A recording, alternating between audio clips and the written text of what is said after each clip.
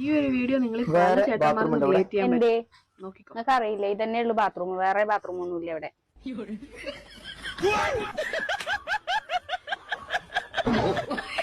Emergency ആണെന്ന് തോന്നുന്നു. ആ ഇനി നാത്തൂനൊക്കെ ഉണ്ട്. എന്തെങ്കിലും കൊണ്ടു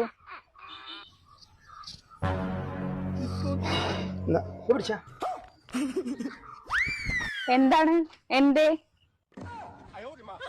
ഇയാൾക്ക് എന്റെ തലയ്ക്ക് സുഖല്ലേ? പക്ഷേ ഇങ്ങനെ ഒരു ചാന്തിനെയാണല്ലോ കിട്ടിയത്.